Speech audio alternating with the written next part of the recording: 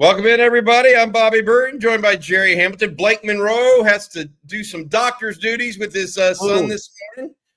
So Jerry and I are here going with you. This episode of On Texas Football and Coffee and Football brought to you by our friend Adam Lowy over at the Lowy Law Firm. We've got a lot of news and notes to go over today, including some more discussion about the Arkansas Razorbacks. Got some news and notes there from comparison of a quarterback. Also to the overall stat comparison between the two teams. We'll also get to your questions today on Coffee and Football. We got plenty of time for that. So hope everybody enjoys the show. Jerry, you've been looking at some Arkansas tape and thinking about things. What are you seeing out of this Arkansas team that Texas fans need to be concerned with or aware of? Yeah, so I've watched a couple of Arkansas games this year, and I went back and rewatched some of LSU because that's the most recent game. And I'll tell you, their offensive line sets up similar to Vanderbilt's against Texas. There are three positions I think Texas has a real advantage in this game. That left tackle is not going to be able to handle Colin Simmons, so they're going to have to give him help. Or I wouldn't be shocked if they don't run a little read action at Colin to kind of try to put him in conflict a little bit throughout the game, but that left tackle is not going to be able to handle Colin Simmons. I think the right tackle could struggle in pass pro as well, and I think a guard, one of their guards, is going to struggle as well. I think Texas has three matchups on the defensive line versus OL in this game, and I know it's easy to say, well, Colin Simmons is nobody can match up with him, but I mean, still, there's some people that can do a better job than we told you. Vanderbilt, that guy was not going to be able to handle Colin Simmons. I think it's going to be the same thing for Arkansas with him. Run game, they got a little bit of that. Kid's got a little power to his game. I think Texas has advantages on defense. I think the linebacker is going to have to play pretty well for Texas in this game. Obviously, we probably need to get into that. Defensively, Arkansas plays that three-man front. Xavier Sorey, who once was a five-star recruit, is that outside pass rush linebacker for them. He can get you from the backside. He's got really good closing speed. He doesn't necessarily win physically off the edge one-on-one, but he is more of a pursuit guy. If Texas handles it now, there's times where he crashes too and gets out of position, and LSU hit them on the edges with that. I think Texas has a lot of advantages in this game. Taylor Green is probably and Rod's been saying it all year, and I agree, it's probably the best player on a bad team going in the SEC or maybe around the country, having a really good season. But he has 10 interceptions. I mean, he threw 2 bad interceptions against LSU, and that's where if Texas gets pressure on him, I do think the ball could be up for grabs a couple times. Look, Texas should win this game. The line's where it's at for a reason. If Texas comes out with some fire and a little pissed off after last week, I think they'll be in good shape in this game. But Arkansas is going to score points. It's going to probably be a higher scoring game because Arkansas defensively, Bobby, they're just not very good. I'm not sure they're good on any level of defense is their problem. They don't stop the run really well. They don't stop the pass really well. They don't keep people from scoring either. Yeah, absolutely. I think that they've got some real issues, Jerry, to your point on defense. Let's look at these stats real quick. We've got look at how many yards per game they're giving up in rushing. Down near the middle of the screen there, Texas rushing defense only giving up 83 yards per game. Arkansas, on the other hand, Jerry, 181. Yeah. What's the one thing this Texas offense doesn't do well? Yeah, exactly. Run the football, or at least one of the things they don't do. They don't run the football well. So is that problem for Arkansas going to be masked, giving Texas's deficiencies in the run game, or will Texas actually be better than typical in running the ball? Probably somewhere in between, right? Probably somewhere in between. If Texas can get the run game going, that might open up the scoring offense. You look at the scoring defense, Arkansas giving up 32 points per game. Jerry, they have not been a very good defense all season long, but they have been a prolific offense. They're averaging more than 100 yards per game on offense than the Longhorns right now.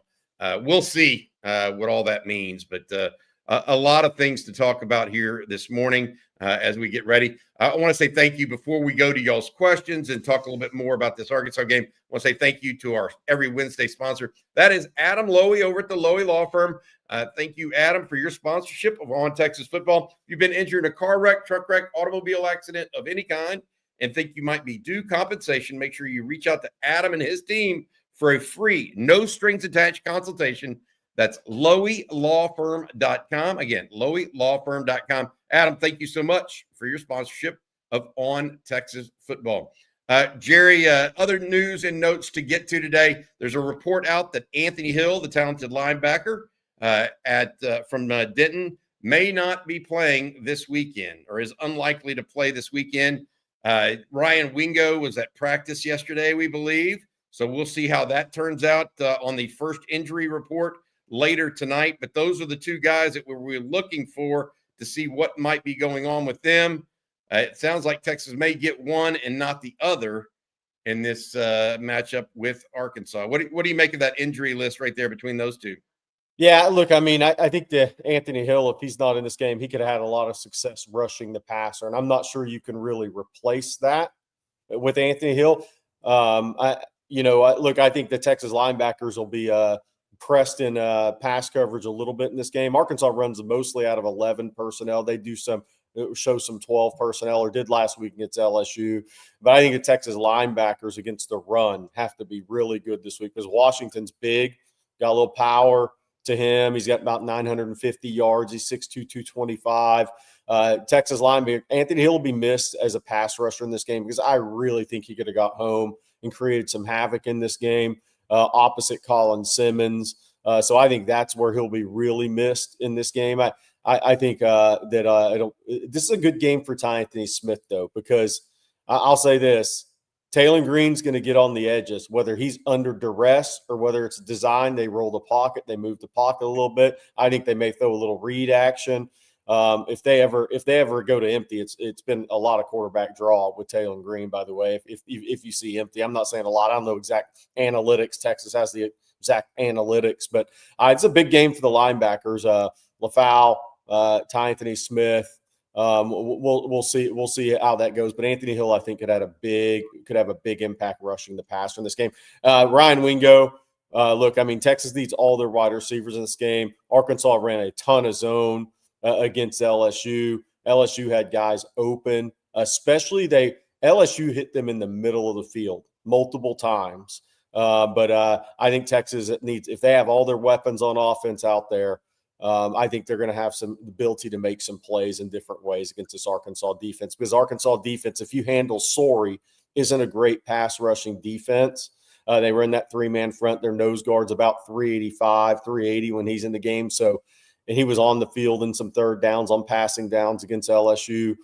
So that kind of negates one potential pass rush guy off a team for them, off their 11. And if you handle Sorey, those Texas wide receivers, I think you're going to have some real opportunities in this game. They should. I mean, look, we got to figure this out.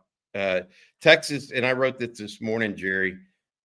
This is a game that is a little bit about intestinal fortitude for Texas, right? What do they have to play for? Right? Texas is not going to the college football playoffs, correct? Yeah, very likely, unless they somehow beat A&M and then they get some help from some other teams. That's the only path. But one of those paths is beating Arkansas, yet there's so much uncertainty around it. This could be a big letdown game for Texas.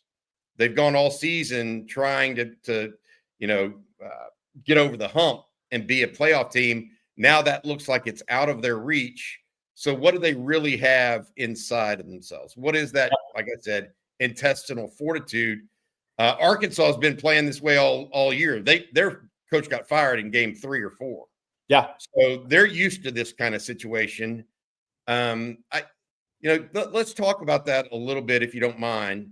What are the things that Texas has to overcome in this game mentally? I mean, is it just that feeling of, gee, the season's over? I mean, these are young guys, by the way. They're not seasoned vets. It's a young, inexperienced team. We've discussed that ad nauseum. what is the what about that aspect of this game, in your opinion, is something to watch for? Yeah, so I think it's twofold, right? I mean, not as many guys play for the jersey that they're wearing anymore, right? I mean, that's just the reality of college sports. So there are two things you're playing for. That guys talk about Marcus Myers, all the guys.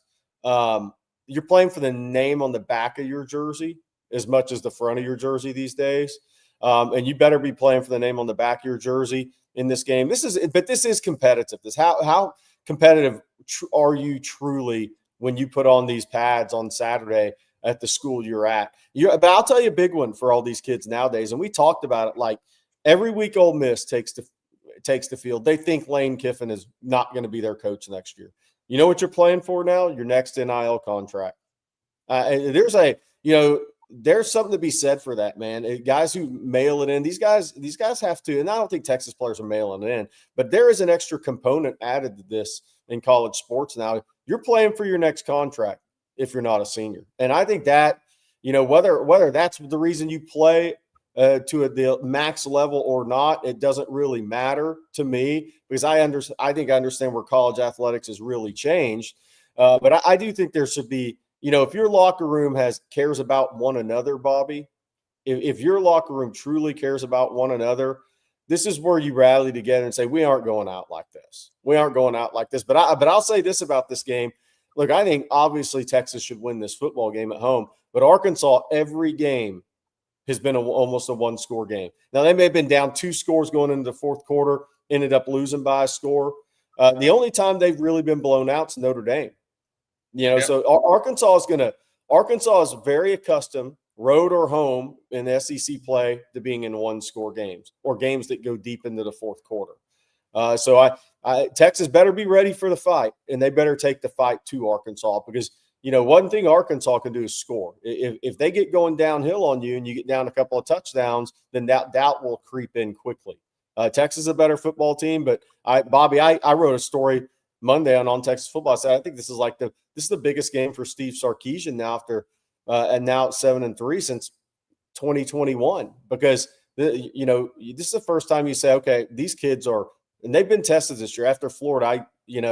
That should have been the wake up, but now, like you said, Bobby, what do they truly have to play for in their mind when your goal is national championship, college football playoff, SEC championship? The SEC championship's gone, and that's the kind of that first goal that's circled, right? Then it's the college football playoff, then the national championship. Well, they're in a tough spot now. These kids' expectations are way up here, and their reality's way down here as far as where their expectations were. So it's about digging deep. It's intestinal fortitude for sure. Yeah, I'll take exception to one thing you said, and just going into this and knowing some of those kids and some of their parents. I think that there's a way, Jerry, while you say that, some of them are playing for the name on the back of the jersey more and all that stuff because of NIL, and some of that can be true, but they can also be playing for the name on the front of the jersey at the same time. And so I think one doesn't necessarily outweigh the other with the majority of players at the University of Texas. I really don't, because I know they are team players and want to win. And so I would hesitate to make that big of an assumption or a jump, but I get what you're saying. I mean, college football has changed, and we need to call it out for what it is at some level. But I deal with too many of them and talk to too many of them, and I know they've got kids that want to win and be part of a winners, and that some of them know they're not necessarily going to be NFL players, right? Yeah. And they're there for the team, and so I think that that's part of it. All right, Jerry, we're gonna jump real quick to a couple of questions in the chat, if you don't mind. We've already got a couple of them lined up, and then I want to get to this big recruiting weekend, if you don't mind. So, Jerry, get your thinking hat on that. We've got a list of guys expected to come in, but let's get to a couple of questions from the chat. Antoine, 9 of 25 freshmen have burned their red shirts. Is that number too low? The ones that have burned them, Jonah Williams, Nick Brooks, Amari Winston, Justice Terry, Dalen McCutcheon, Cade Phillips, Grayson Littleton, Lance Jackson, Nick Townsend. Thoughts? Is that too many or too little in this day and age, in your opinion, Jerry? And, no Josiah Sharma, Myron Charles, Bo Barnes. What are your thoughts there? Yeah, look, I think this class was going to be one, even though it was ranked number one in the country. This was a team that when you look at who was coming back in certain spots, it was going to be, plus what the portal additions were, this class was going to be able to develop more so maybe than some classes would have 7 years ago pre-portal, right? There would have been more freshmen on the field and backup roles before there was a portal. But now with the portal, when you fill those gaps you need, this class coming in while they're ranked number one, I think there was a lot of those guys who were, unless there was major injury at a couple of positions, were going to maybe get their 3 or 4 games in and still get that red shirt year. Look, there's a lot of guys. The one thing I will say, there's a lot of guys Texas really likes in this freshman class. And it doesn't mean they've all hit the field. And that doesn't, just because they haven't hit the field, doesn't mean they don't have a chance to be really good players. Let's talk about a couple of those. Yeah. I've heard really good reports on the Coleman brothers. Absolutely. The young offensive linemen have looked really good, apparently. Yeah. In this situation. I know you've heard good things about Bo Barnes. Who are some of the others that Jackson Christian too? I think they like all those young offensive linemen they have, and I know people in the chat will be rolling their eyes, but I mean, I think they're rolling their chat eyes. But they like those guys, right? I mean, I think they like Zealous Hicks, right? I mean, they like James Simon. He's played a little bit this year. So I think there's a lot of guys they like in this guy. They like Smith Orogbo as a pass rusher who's coming off, missed his senior year off a knee, played a little bit this year, but not even close to what he'll look like down the line.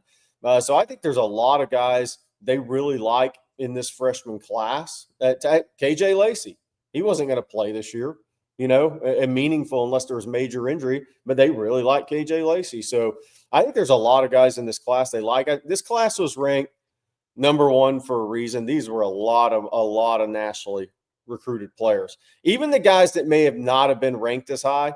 I mean, the Coleman twins come down to Oklahoma, Texas. I mean, that Jackson Christian, Texas and Texas A&M, right? They may not have been the most highly ranked kids in the class. Look, Emory Winston, Texas really likes Emory Winston.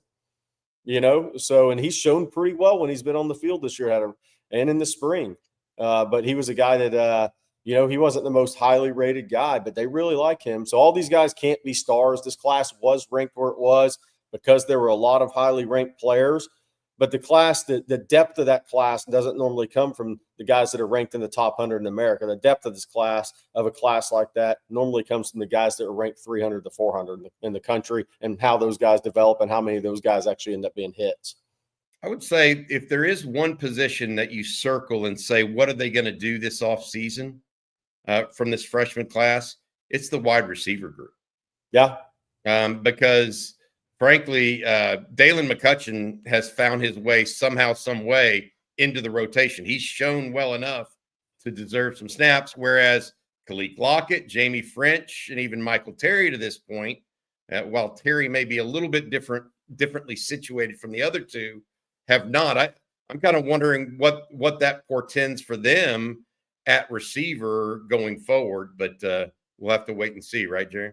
Yeah, I mean, look, a lot of this comes down to with these kids nowadays when they come in as freshmen, your expectations are way up here. But then are you willing to sit and develop? Look, a guy like DeAndre Moore had a really good attitude and plan for sitting for a year and developing behind Jordan Whittington. And do you think he's glad he did? I mean, the easiest thing to do would have been leave. I'm going to head out to the West Coast and maybe go to UCLA or something where I can go catch 50 or 60 balls. Would that be a better situation for him than Texas, just taking his year and building on it and having the right attitude and in terms of development and being one of the young leaders of a team attempting to be? That's the toughest thing now, because you have so many people around these kids saying, hey, get out, go hit the portal. You may have schools coming in saying, hey, we'll offer you this much, come play. You'll come start over here. But how much do you dig into your development? And I think that is where these young kids are really tested now because they have so many people in their ear, and there's so many other options out there, whether that be financially or going to start, especially with rev share coming now. I think that's really going to affect some of these kids that are young in programs. Do they stick it out where they sign, or do they bounce and get a chance to play, get on the field and start, but while still making pretty good NIL money at places they wouldn't have pre-rev share? Yeah, good stuff. All right, hey, Jerry, Tony Hills is here waiting for us. Before we do that, why don't you tell folks about Harry's? No, boy, I will tell you about Harry's. I got to grab my razor, my Harry's razor. It's right here behind me. Did your old razor dull too fast or irritate your neck? There is nothing worse than that. It just kind of pisses you off when it happens. Did they cost way too much? $30 for 8 refills? Man, that just feels like a total scam, doesn't it?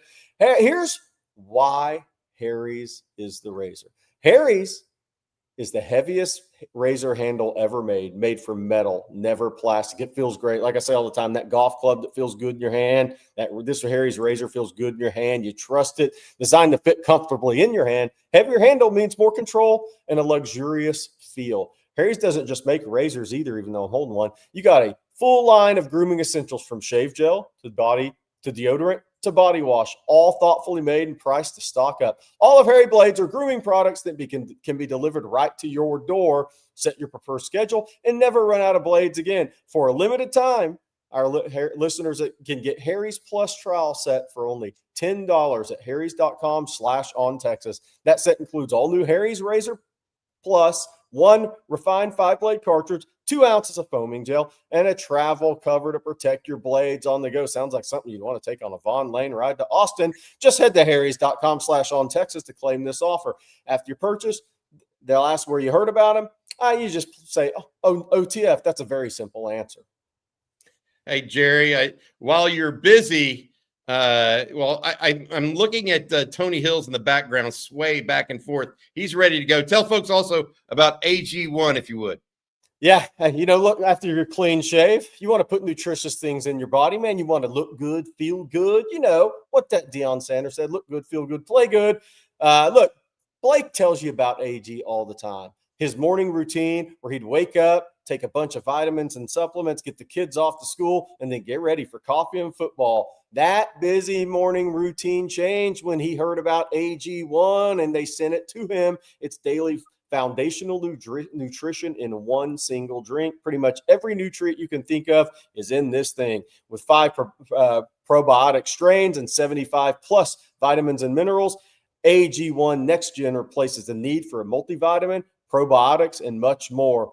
Blake's oldest son, Colt, the guy we missed in the super chat since they took cell phones away in schools this year, drinks it as well every single morning before workouts. He's now a believer in AG1, and he's seen the results. They both can tell you they have more energy. They have better digestive support as well. A great wellness routine all starts with your gut, and AG1 is the way to go. AG1 isn't just another supplement. It's a daily micro habit that supports whole body health in just one scoop.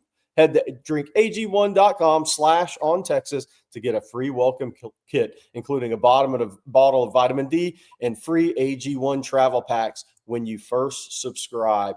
That's drinkag1.com/ontexas. All right, now that we got healthy, are you ready for this? Is everybody ready? Let's get to church. Now bringing in the one and the only Mr. Tony Hills. How you doing, Tony Hills? I'm good, man. I'm good. Listen, first and foremost, the fact that Blank ain't on here is he knew that y'all was going to read that promo and I was going to ask. You know what I mean? So he tried to jump off of here. Blake, you're going to see this episode. I need that now. Let me get that AG1 ASAP. Did the Texas offense need it on Saturday? Oh, man. You know what? Listen, I tell you what. I think all of Texas, offense, defense, and special teams needed it, Bobby. That was not a good showing, man. And I went back and watched the game, and I wrote down a couple of notes. And here's what I took from that. If the game would have ended in the third quarter, we're good to go, right? What happened to Texas is what happened to them last week in Vanderbilt, man. For some odd reason, back-to-back games of fourth quarter meltdowns, right? So when you look at the game in its totality, right, it was all about the fourth quarter failure. You had the lack of execution in big moments, right? Offense and defense, not putting the ball in the end zone. That pick by KJ was too crucial for us. Not being able to stop, wide open tight ends running down the seam of your defense, those type of things. So you had the lack of execution in big moments. Going back to what I said again, being non-committal to the run. You see the difference between a team that is and a team that isn't. I'll go for the 3 yards. I'll go for the 4 yards. Why? Because in the fourth quarter, what did that turn into against our defense? 10 to 15 to 20, 30-yard scampers. This is what I've been telling you. It's a consistent thing. This has been since the beginning of time. So non-committal to the run. Sloppy on the discipline side. Penalties, right? Killed us every single time. And then you got to tip your hat off, right, to Kirby Smart and his staff, man. They're just a more aggressive staff than our staff is, going for it on 4th and 1, even thinking about it, right, thinking about punting, but then realizing, you know what, hell no, we're Georgia. This is not what we do. We're going to go get it, right? That mentality, that aggressive nature, that's what championship teams do, right? We had crucial drops by receivers. Again, I talked about the pick by KJ, the 4th and short conversions all throughout the game.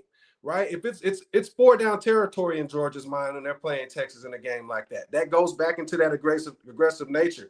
We didn't going back again. We didn't have an answer for the run game. Talked about lack of discipline, but not only lack of discipline in situational football. Yes. Right, to give up points and then your special teams not be ready for something crazy to happen, knowing that this is Kirby Smart's MO, and now we back-to-back drives. It kept our offense off the field for most of the entire fourth quarter. Right. And then you had, like I said, back-to-back weeks of 21 points. And so here's the reality. What you repeatedly do is who you consistently are. And throughout this entire season, this is what Texas has done. And look, Texas didn't get embarrassed for 60 minutes. All right. They just got exposed for the last 15 because they were able to move the ball. They cut it to 14-10, but they couldn't finish the drives. Right. And so that they turn it over in scoring range. You have the penalties that kill field position. And Georgia, at the end of the day, they do what championship teams do. They own the fourth quarter. They won the line of scrimmage. Kirby got aggressive with the 4th downs and the conversions, the onside kick. Texas had nothing to do with the running game. So this is not just a bad night for Texas. This is a pattern, right? Until Texas cleans that up and they find some discipline and find an identity in running the ball and learn how to win close games, the gap between talented and then being truly elite is going to be there.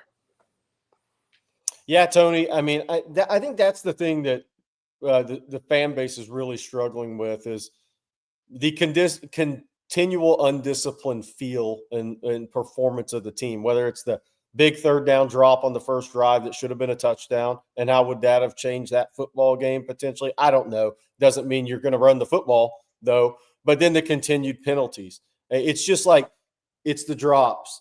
It's the penalties, right? It's the situational undisciplinedness of a football team. And Marcus Myers said on here Monday, I said that, and I agree with him. That's the biggest thing that is keeping you from taking that step as a program is, I think Texas was about 120 in penalties last year. They're second to last, 134 this year. So this has been a continuous thing. Not as many pre-snaps in the same way on the OL this year as last year, but it's the continued undisciplined play. And then in the secondary, when you start busting coverages on top of it, you have real issues. And I think that's where this team's at going into Arkansas. Yeah, absolutely. I agree with that 1,000%, Jerry. Here's another thing that came to mind when we talk about situational football. Not only are we in a situation to where we have them backed up, right? But now you get an offsides penalty by Colin Simmons that turns into a 15-yard pass interference call. It's like those type of things cannot happen when you're playing an elite level team. And the question that I have is, and you mentioned this about being ranked at the bottom of the barrel as it pertains to the penalties. Like, why have those things not been addressed? Like, what is going on the practice side, on the mentality side, to where we're not a disciplined football team on a consistent basis? I don't have the answer. That's just a question that I ask, because no championship team that I've ever seen or been a part of has been able to overcome beating themselves when they're playing at the highest level, right? So that's the question that has to be asked. Like, there's a lot of soul searching that has to happen at the University of Texas in that coaching staff and in that locker room if they want to be the type of team that's going to be an elite level. Here's the thing. When it comes to talent, Texas is always going to have talent. And because they're always going to have talent, they're always going to be in the running to be in that space. But to me, that's and you know, shout out to all the Dallas Cowboy fans. I love your I love your enthusiasm. But listen, pretty much Dallas is going to make a playoff every single year, right? They're just not going to do nothing when they get there. And that's seemingly what's going to happen to Texas if they can't understand that the way that you have to win in this league is through physicality. And I don't care what anybody says. I think Kirby took a shot. 100%. I think he took a shot when he talked about, listen, if you come in here for checks, this is the wrong place for you. And if we find people that are not physical, we go ahead and let them go, and then we go schedule the team that they went to. Like, he's letting you know the mentality of what it is in order to be an elite level team. Why not follow suit? You mentioned all of this, Tony, and I'm thinking about, you know, how you become an elite level team or how you become more physical, et cetera. One of the things I'm looking forward to is how you actually prepare for this week when a Texas team does, and Jerry and I just talked about this, they don't have the quote unquote motivation of, oh, we're going to make a college football playoff if we win, or we got to keep it, you know, how do you get that across to players in a week like this where, look, Arkansas is to me, Arkansas is a big game, but to these players, they're coming off of a bad loss in which they may have seen their season goals evaporate. What's the mindset there that you're looking to see from Texas this weekend? I mean, your character is on the line. Who are you when you're in an adverse situation, right? There's this thought process that, oh, you know, we lost our chance for the college football playoff. You know, we don't have anything to play for. You play for the name on the front and the back of that jersey.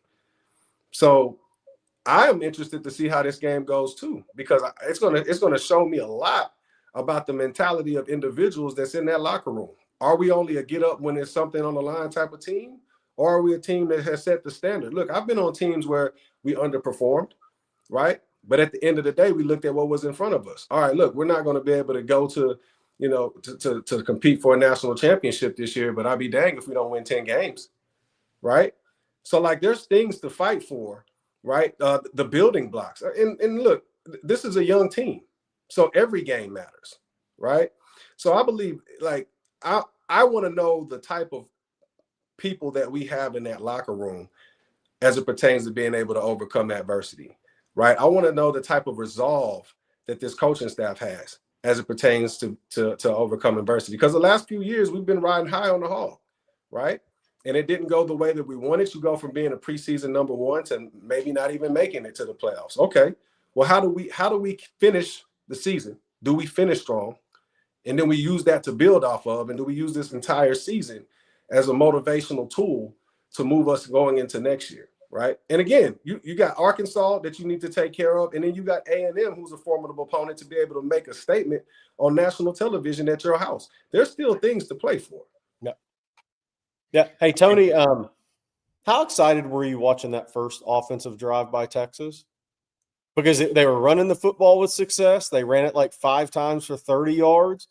And I was like, when they motioned DeAndre Moore to the backfield, because Georgia's linebackers have struggled with running backs in coverage this year. They do, they motioned DeAndre Moore to the backfield, hit a nice 16, 17-yard gain. Never went back to it, by the way.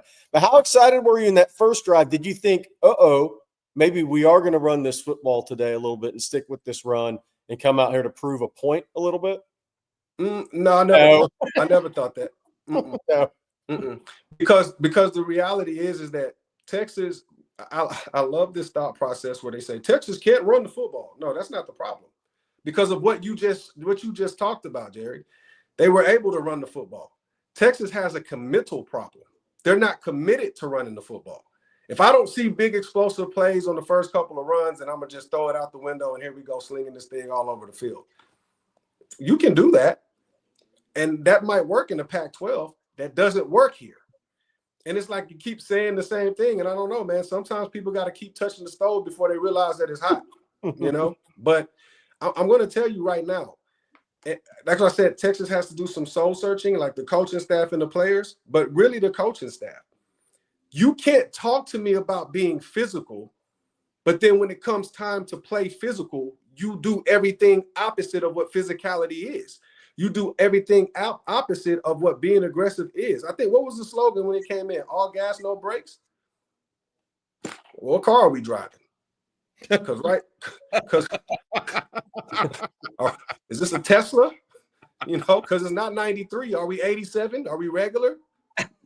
Can we get to 89 at least? Like, and I know it's funny, but like, that's the frustration of watching what could potentially be. But just because we won't commit to this thing, we're going to keep hitting our head on the pole because this is just what we want to do, right? It's I have never seen a situation to where you have the personnel to be able to be a certain type of way. You've bought in a certain type of body to play a certain type of way, but you don't play the way that you bought in the recruits to play for. For me, I'm not a head coach. I just look at football from a logical perspective that I don't get that. I don't get it. Right. And the thing is, we talk about the backs, right? Trey Wisner, CJ Baxter, like, you know, these younger kids and things of that nature. Look, man, when I'm looking at Georgia, it seems like everybody that they have on that roster has a standard. We talked about Georgia not being a great pass rush team. We talked about Georgia struggling with running backs, covering running backs in the passing game. You want to know what else we're talking about? The fact that they, in the fourth quarter, they did whatever the hell they wanted to do to the University of Texas. That's what we need to talk about. With all of those things that they aren't, they showed you consistently who they are, and who they are is a physical team, and physicality has gotten them to this place. A lot of truth to what Tony Hill's saying. This is Coffee and Football on Wednesday morning, brought to you by our friend Adam Lowy, the Lowy Law Firm. Hey, Tony, there's a couple questions here for you that actually aren't about Texas per se. Jay Lee, Tony, I don't watch much NFL, but when I do, why are the offensive lines allowed so much more pre-snap movement versus college O-lines? College, you basically can't move at all. You agree with that assessment? And then if so, why? I mean, listen, it'd be like asking how come so many steps are allowed in the NBA. Right. Okay, fair. At the end of the day, at the professional level, you know, the referees understand that the people are here to watch them, not us, right? And so they allow them to get away with it. Could they call those ticky-tock fouls? Yeah, they could. But the reality is, the reason why you have so much pre-snap movement is because of the competition and the level of competition and the speed of the game. Like, as an offensive lineman, you're trying to get whatever advantage that you possibly can to beat your man to the point. So if you know the snap count, sometimes you're going to anticipate that thing to get it. You might be a little early, but if you get away with it, then it's not a false start. It's only a false start when they stop the play and the flag comes out. Yep. Tony, stay here with this one. Jerry's Jackling. Truth is, Sark does not like to run the ball. Running the ball is boring, but boring wins football games. Do you think it's as simple as Sark just doesn't like running the ball, or he's not convinced he can run it enough to win? What do you think? Because I don't think Sark, is he a pass-happy guy because he's from BYU and all that stuff? Maybe so, pretty play caller. But, I mean, it's not like he dislikes running the ball. It may be boring, but I think he likes winning more than all of that. What are your thoughts?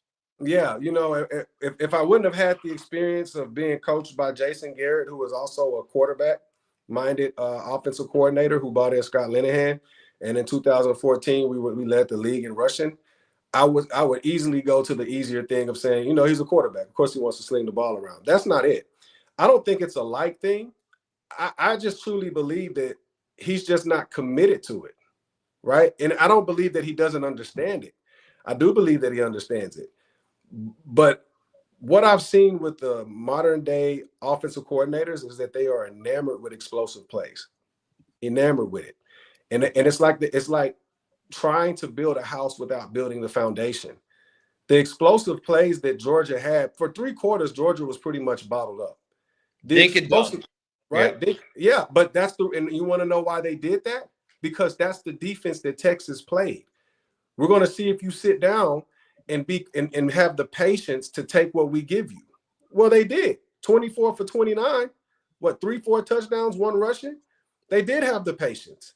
So the same patience that you see, that's about elite level understanding. The same, we're going to take what Texas gives us all night, because we understand at the end of by the time the fourth quarter comes, the dam is going to break open.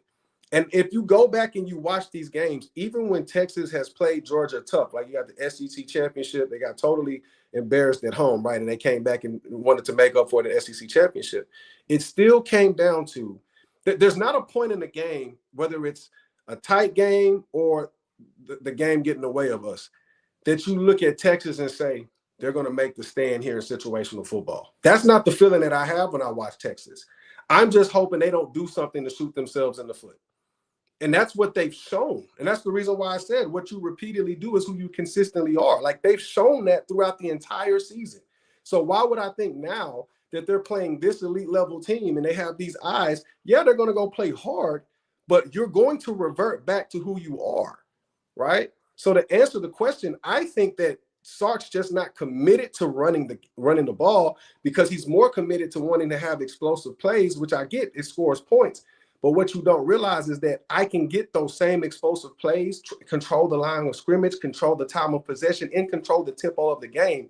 That's going to, and that also puts me in a position to have the least amount of turnovers, right? That also puts me in a position to have the least amount of penalties. Like, where am I more likely to get penalties on? In the run game or offensive holding, pass protection, right? Like, it's the run game helps to eradicate most of the issues that you have as a team. And I don't know why he doesn't understand this. If my defense have just given up 7 points, but I'm going to be committed to this run and we're moving the football, that gives my defense time to rest, time to make adjustments. They come back with a new attitude. They're ready to go 3 and out. If I'm wanting to gain explosive plays, the play action is open now because they keep committing 8 people to the box. Tight ends are being used. Quick routes are being used, right? Because they don't know what's coming. Everything looks the same. I don't know if he's going to hand this thing off for 4 or 5 yards, or is he going to pull it and put it out the belly and give it to, a receiver on a deep out or a post or the tight end. Like, it just creates problems for the defense. And the reason why I know this is because go back and watch the game and look what happened to us. We got to the point to where in the fourth quarter, we could not stop the running game, which is how the tight end breaks open up the seam, because I'm now confused on my coverage. I have a safety and a corner doubling the outside receiver. I know that's probably not what PK called, but I'm so engulfed in trying to stop this that now I'm losing assignment. I don't know how else to say it, Bobby. No, that was so busted coverage, Tony. I mean, I talked to Rod about that, man. That was just bad. Daniel Kinnaman said, is the Sark offense inherently soft? I think Tony appropriately addressed that. Tony, before we let you go, we know you got to get going on this Wednesday. We appreciate you for stopping by here on Texas Football. You have anything else you want to say about this coming game up against Arkansas? And give us your prediction before you get out of here. Yeah, look, I mean, I don't know what I don't have a real prediction because I don't know what Texas team is going to show. I don't. I don't know who we're going to get. Maybe if we come out there and we're able to put something together like we did against Vanderbilt, we might put up 28 points. But I don't know who we're getting, Bobby. 28 to 14. I go 28 to 14 just off a whim. But I don't know who this team is. I don't know what these coaches are looking at or looking for. I cannot put a pinpoint on who Texas is. So I don't know. You're not alone. Hey, you're not alone, Tony. You're not alone. Hey, Tony, I'm going to ask you a question that you're not expecting, and it's not about football. I know you've seen Austin Gooseby a little bit. Give your take on Austin Gooseby, who committed to Texas in hoops. He was a 5-star, obviously younger brother, Trevor Gooseby. Yeah. I know you've watched the hoops. I know you've watched him. Give to Texas fans your take on a kid like Austin Gooseby and what you know about him. So I've actually seen him play. Me, Mike, Trev, all those guys, man. We've kicked it a couple of times. I've actually seen him play. From my opinion, he's a smooth kid, man. He understands the game of basketball. He knows where he needs to be, when he needs to be there. He understands momentum changes and shifts. He can move the ball up and down the court. He can play a little bit in the post. Like, he's an all-around solid player. I think Texas got a good one. One of the things that I like about him is his game is quiet. Yeah. He's a quiet, like you look up at the stat sheet and see him. He's put up like 20, 22, 23 points, got a couple rebounds because he's not afraid to get down there and go get the ball. Got a couple assists. Like he fills the stat sheet. And it's like when you're watching him, you know that he's doing things, but it's not until you check the score sheet, you're like, dude, he balled out. You know what I mean? So those type of players, they're sneaky guys, man. Those are the ones that are accountable type of individuals. So I think Texas got a good steal there. All right, Tony, you be good, man. I hope next week is a more pleasant experience talking to you than you recounting all the ways Texas did not do well the previous week. You take it easy, buddy. Hook 'em horns. Hook 'em horns, baby. All right, thanks. That's Tony Hills. We have him on every Wednesday here on Coffee and Football. Lifetime Longhorn national championship winner, longtime NFL player as well. All right, need to do a couple reads before we're going to get to all of the super chats going on. Guys, if you're like me when it comes to eyewear, you need a high quality, easy solution that's also affordable. That's why I use Warby Parker. Easy, affordable, and the selection just can't be beat. Glasses start at $95 and include prescription lenses with anti-reflective, scratch-resistant coatings. Add a pair, and then you save 15% when you purchase 2 or more prescription pairs of glasses or sunglasses. Free shipping, free 30-day returns. Warby Parker has more than 300 brick-and-mortar stores around the country. They also have this .com store, which I use. Basically, go to warbyparker.com/ontexas right now to try on any pair virtually. It's a really cool feature. That's warbyparker.com/ontexas. warbyparker.com/ontexas. Again, 15% off if you buy 2 pairs or more. It's a great brand, and I have enjoyed mine. It was so easy to get them done. Also, I want to say thank you to Prize Picks. Prize Picks has been sponsoring us all season long. We appreciate them very, very much. Prize Picks, we make decisions every day, but on Prize Picks, being right can actually get you paid. Prize Picks is simple to play. Just pick more or less on 2 to 6 player stat projections. If you get your picks right, you could cash in and win up to 200 times or 2,000 times your money. It's the best way to get in on the sports action in more than 40 states, including California, Florida, Georgia, and right there in Texas. Longhorn fans, Prize Picks has some discounted projections for Texas this week. Those include Arch Manning needing just 9.5 rushing yards and Trey Wisner needing just 49.5 rushing yards. Of course, it's not just Texas. They have projections for nearly every college football team, basketball team, the NFL, NBA, heck, even tennis, esports, and more.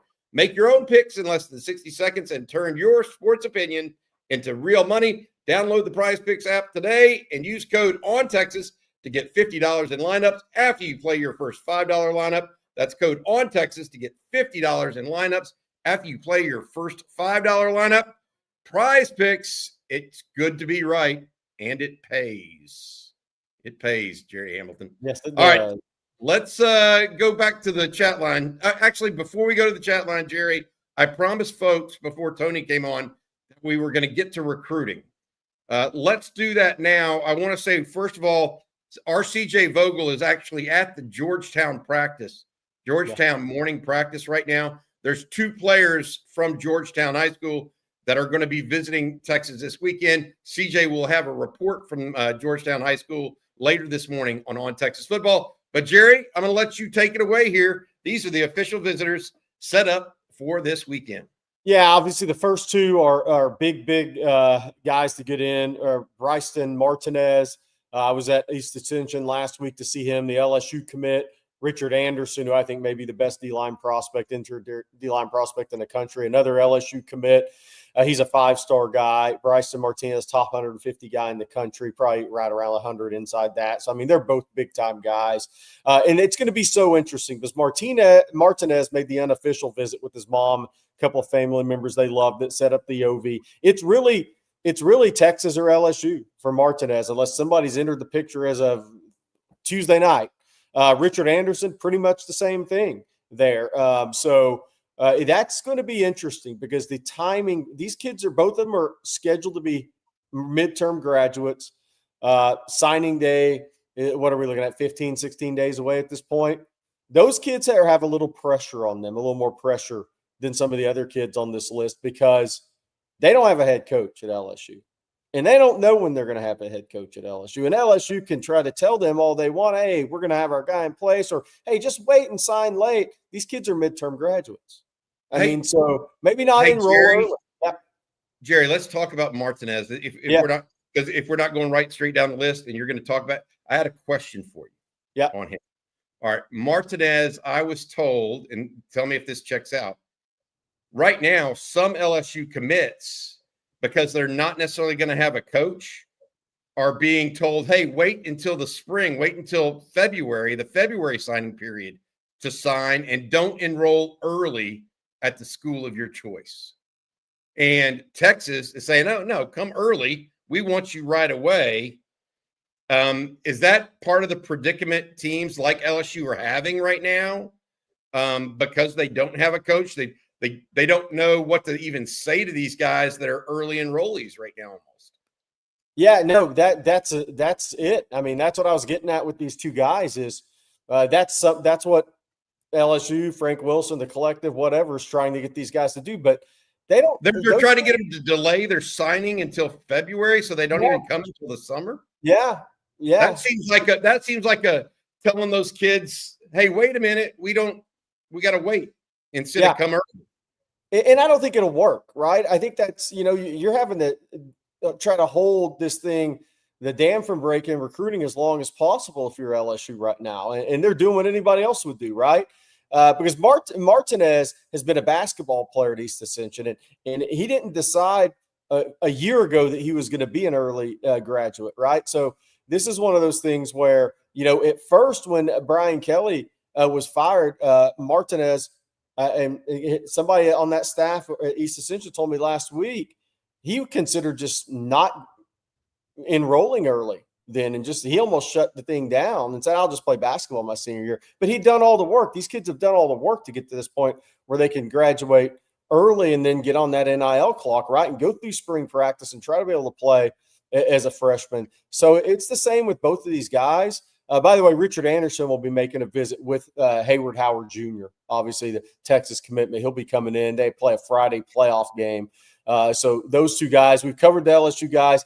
The rest of the list is Caden Scherer at Georgetown, offensive tackle, maybe a swing guy, and Jet Walker, the running back at Georgetown. Both those guys, they have a Friday night playoff game.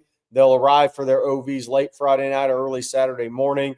Look, I think Texas is easily a favorite for both those guys as long as the visit goes well. Teray Davis, Josiah Vilmel, interesting, the DBs. Teray Davis still committed to UCLA, made the OV to Washington, though.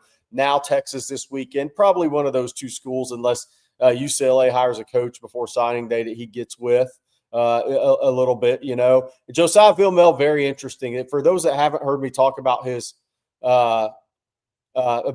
recruiting story, is he injured he didn't play when I went to watch him play Richmond Randall last year.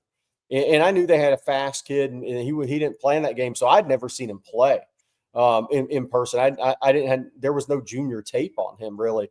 And then he went out, Josiah Vilmel, he's about 6'1.5", 175. Then he went out and ran in the high 10.5s, low 10.6s on the track. And the coach at Coach Sissom at Fort Bend Travis has been there, I think, 11 years now. Knows a lot of college coaches. They've had a lot of guys come through there and be recruited at Travis. He pretty much, Oklahoma State took him sight unseen in a weird way because he missed his whole junior year and trusted what they saw on the track, trusted Coach Sissom, trusted meeting the kid, seeing kind of what he was all about. A few other schools did the same thing offering.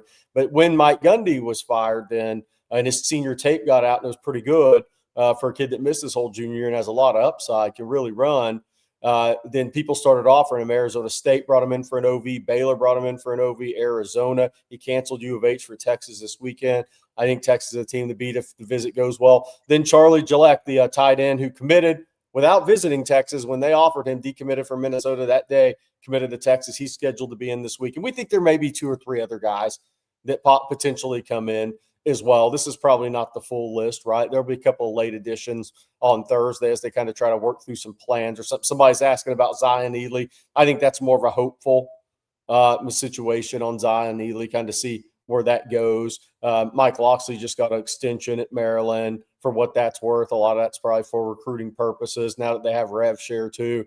But these 6 guys, look, I think, Bobby, when we look at positions Texas still would like to fill in this class, up to 2 high school offensive linemen, a wide receiver. Yes, Texas still really wants Jalen Lott.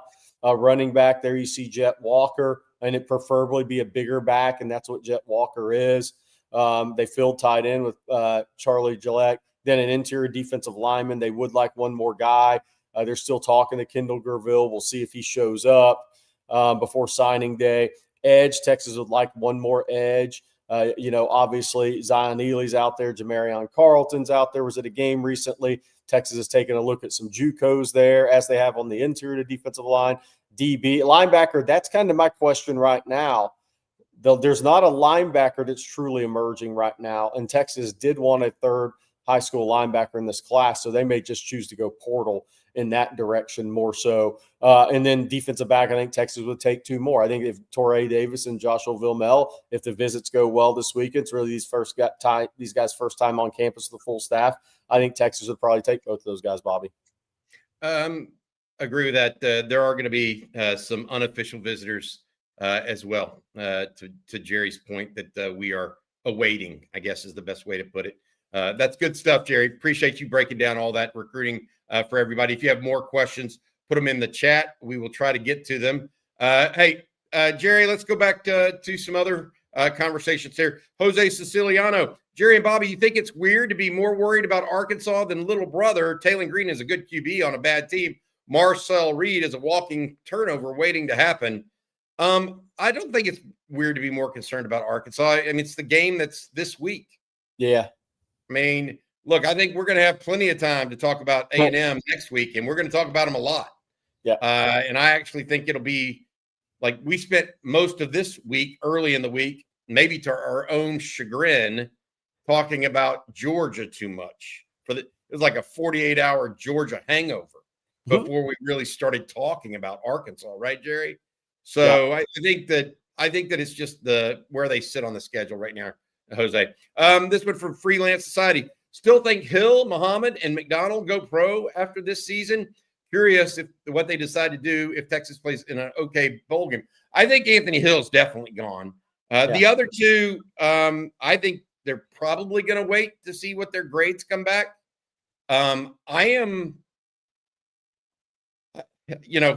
Manny Muhammad has an interesting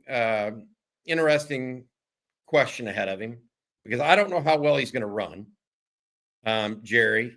And I know he could make money in NIL in the college ranks. Jelani McDonald, I'm interested to see if any of these issues on the back end that Texas has had, particularly against Georgia, are going to come back and bite him in his evaluation. I'm not saying they will because I don't think it was him. But, I think that Hill is a definite. The other 2, 6, 7, right, Jerry? Is that look, I think I'll be surprised if Manny doesn't go. I will be. That's not like I'm for the chat, not sitting there guaranteeing it. They'll say Jerry said he's leaving. I'll be surprised is what I would say. Hill and Muhammad. I think McDonald's got an interesting decision to make because I think he's had a pretty good year for Texas, a really good first 8 games for sure. Then he got the concussion.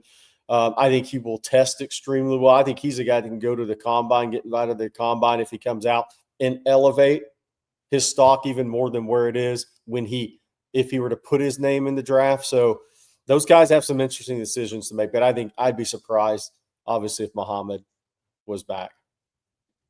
All right, Wade Irwin. At what point does Sark start being held accountable for not hiring a true offensive coordinator to call plays? I mean, I think believe it or not, Wade, I think that he's being held accountable right now. Yeah. And that doesn't mean what you think it means. Like, it's not like, oh, well, that means he's going to get fired or he's got to go do. Look, he's making $10 million plus a year. That job doesn't come easy.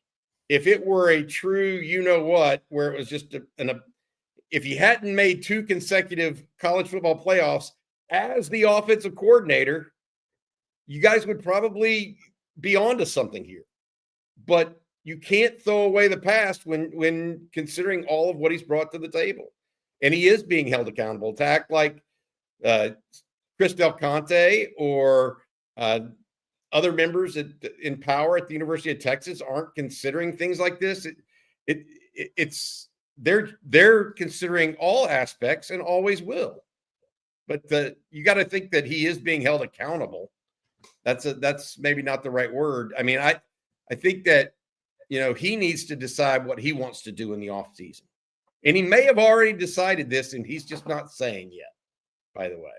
So there are some assumptions being put out there that may or may not be true on that category. This one from Cade Stewart. For those Texas fans calling for Sark's head, don't understand who would be doing that.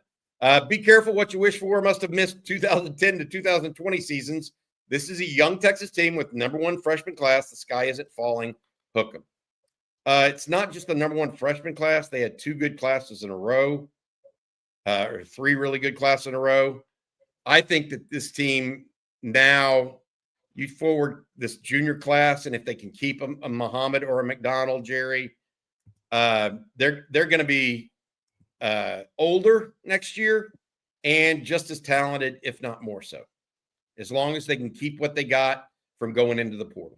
What do you make of that statement that I just had, Jerry, about 26, potentially the team being overall more talented and experienced than 25?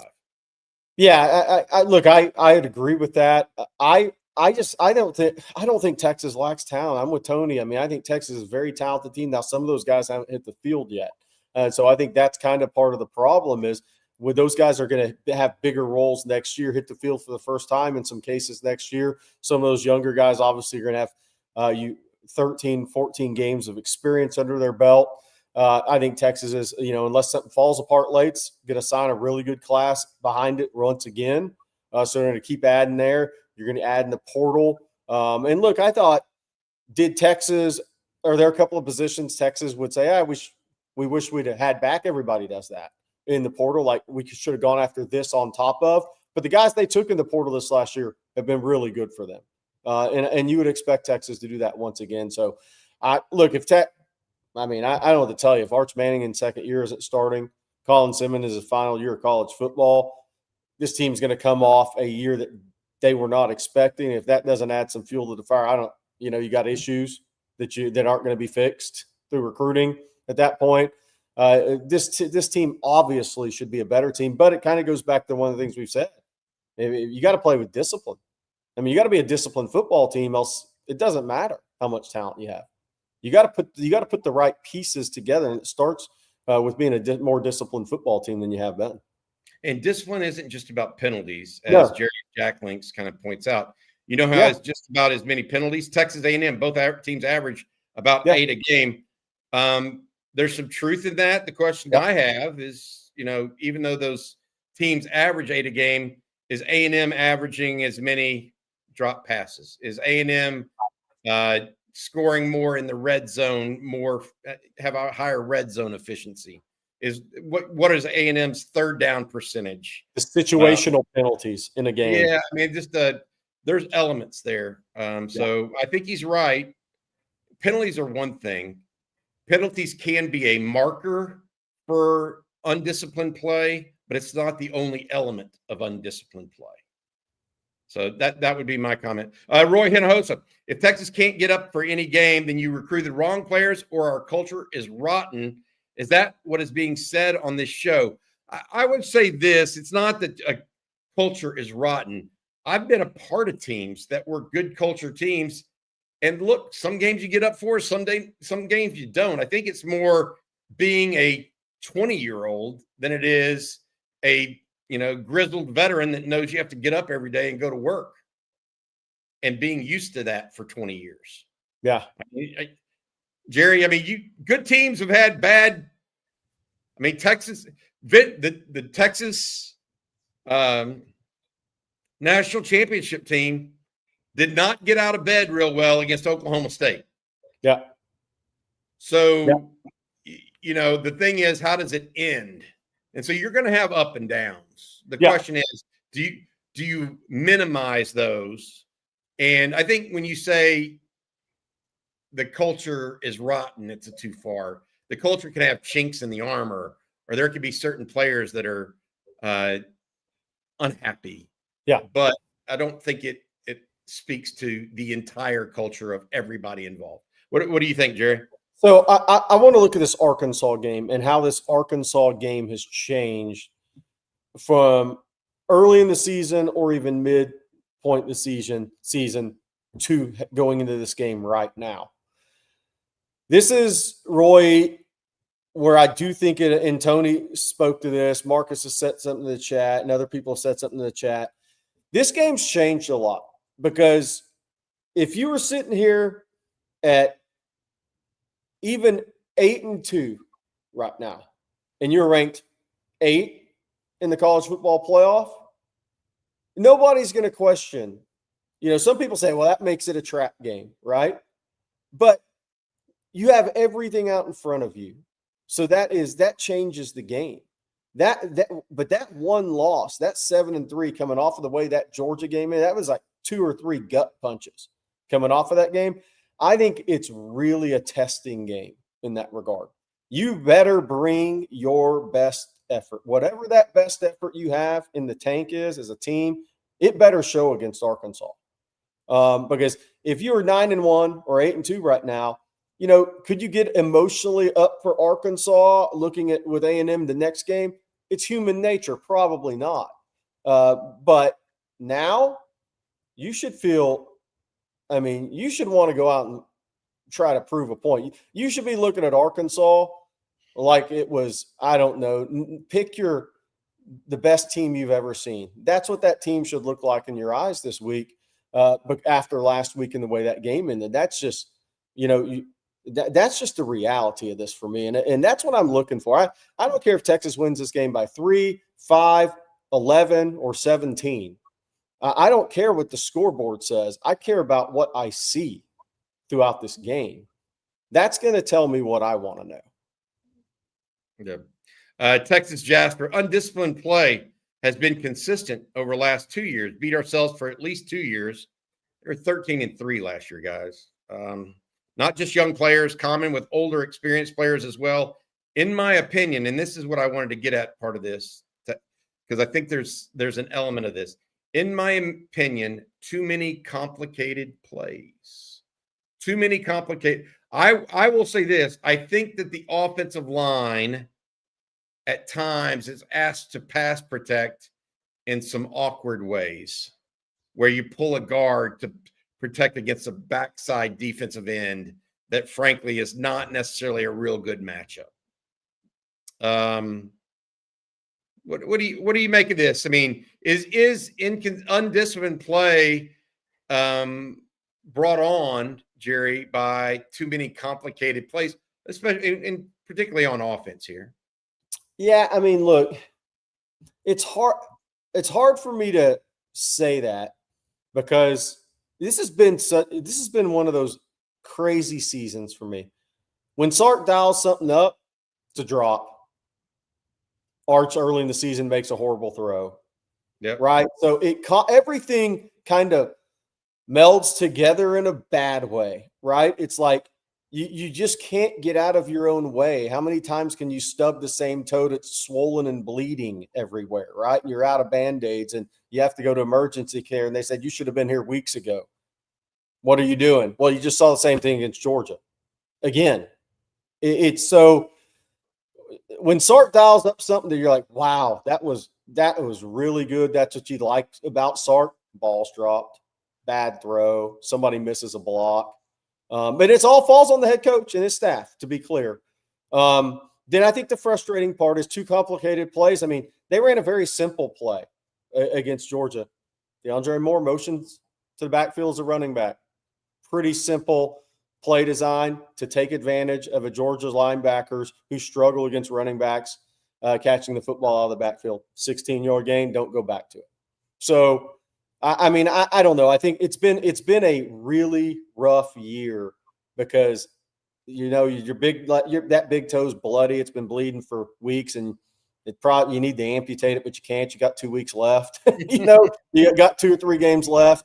But even when Sark dials it up, the complicated stuff. And do I agree with what Tony Hills was saying? I do in the SEC. I really do. I mean, I'm on that page, but even when it's been dialed up, man, something's happened this year too many times that have caused disruption in play execution, whether that's drop, bad throw, missed block. It's been a multitude of things, and it's been too many things to be an elite football team at the end of the day. Clearly too many. And now you're getting the coverage busts. So you're getting it on both ends right now, and that makes it really tough. That's the one you can't have, man. I was watching the Jonah Williams enthusiast was watching the game with my dad last Saturday. And in the third quarter, he looked at me and said, "I like number 26. It made me smile. I love some Anthony Smith." There are reports out that Anthony Hill not playing this weekend. Somebody else asked, "Will Anthony Smith start in his place?" I believe that's going to be the case. It'll be Anthony Smith as well as Brad Spence and Trey Moore. We'll see what happens there. Bo Barnes might be on call as well at this point. Rocky P, the season hasn't gone as expected. Life does that. But screaming to fire the entire coaching staff whenever we lose is crazy and Aggie behavior. Amen. Amen. You don't let the inmates run the asylum, Rocky. What are the same people going to say if Texas gets into the college football playoff? That's a big if. I think they'll take it all back and be happy about it, Rocky. Got to like they were in the third quarter against Mississippi State. All mad, ready to fire everybody. By the time the game was over, everybody's happy. I think that this is part of being a fan, though. You ride the ebbs and flows. You go with the roller coaster a little bit. And that's how things work out. All right, that is going to do it for today's on Texas Football, Coffee and Football. Thanks again to our friends at the Lowy Law Firm. If you've been injured in a car wreck, truck wreck, automobile accident of any kind and think you might be due compensation, make sure you reach out to Adam Lowy and the Lowy Law Firm at loweylawfirm.com. That's loweylawfirm.com. They'll give you a free, no strings attached consultation to see if you're due compensation. Thanks also to Warby Parker, Prize Picks, AG1, as well as our friends at Prize Picks. All right, so Jerry, we've got some other stuff coming. We got State of the Program, the breakdown coming out later. We got the live stream. You're checking on some recruiting news right now. CJ's got recruiting news coming up too. Is there anything you want to mention before we let folks go this morning? Yeah, Kyle Votchka, I think the basketball team deserves a shout out for last night. Cam Heide finally got going there. He had the shoulder injury early in the season. Women's basketball does play tonight, but Texas basketball, I mean, look, all you hope for in year one is to make the NCAA tournament. I know people may have unrealistic expectations. Just look at the list of guys who don't recently. Multiple national championship winners, Chris Beard, some of those guys, Chris Beard at Ole Miss, I'm saying. So it's not a given, but Texas basketball has a real coach in Sean Miller. I think they're showing some signs of getting better in a lot of areas while they're still figuring each other out and figuring this team out. But that was a good way to head to Maui. I'm not sure there's a bad way to head to Maui. Well, Sean Miller would disagree with me. A loss to Ryder would have been. But Texas hit 11 threes last night, I think they did in that game. Cam Heide hit 6. Nick Cody did not play, minor groin injury. They started small in that game, and that looked amazing. But I'm not sure how many games in the SEC you can bring that starting lineup out. Then you're really dealing with the possibility of having some defensive issues and some rebounding issues. But I think it shows that they can play with that smaller lineup when they want and be able to space the floor a little bit more, maybe have more driving angles, driving kicks more so. But I really like what Sean Miller's doing. He signed I think, the 6 or 7 ranked recruiting class for people that care about that. They have some really good players coming in. Bo Ogden's already tearing it up at Westlake this year. Joe Sterling hit a 25-foot game winner last night. Austin Gooseby missed last night's game with a minor ankle sprain. I think he'll be back for their tournament this weekend potentially. But I just like what Sean Miller's doing. I love that he had 2-a-day practices.